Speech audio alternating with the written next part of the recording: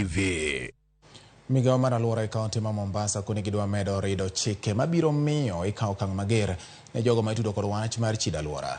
Gikoni giseyango ni nitiere jomoko machwalo pige mochido achiel kachiel e nam, gino marocho ngima chwech manie nam kachiel kod jogo magabal e nam. Jatend migao mar aluora Mombasa Francis Thoya kachiel kod apisa maduong' e migao no Paulino Ginga bende koni moko kuom okenge mabende gidwa kawo en reso ngima oganda mathoth ma okiew gi kar puko taka Mwakirunge. Jodago osebedo ka ywak kaluwore kod chido mar aluora no kaachiel kod iro mawuok e kar taka no, gino ma giwacho ni rocho ngimagi.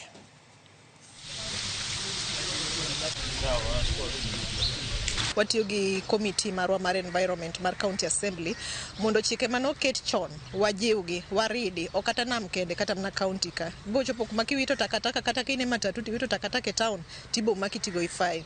Mar ariyo wakelo chenro mar miyo waluwo jok maketo takataka e nam marwa. Kobed pipe mar sewage, obed ni en ng'at ma ok dwa keto sewage kata mna drainage water mare mutiyo mar chilo mawuok e ode kadhi e nam to wabogo i fine. Finance Act marwa nitiere fine moket kanyo. Koro wadwa ridogi. Kama serikali ya county tumeanza sasa kuweka mikakati ya kuconvert ile Mwakirunge dam site into a sanitary landfill.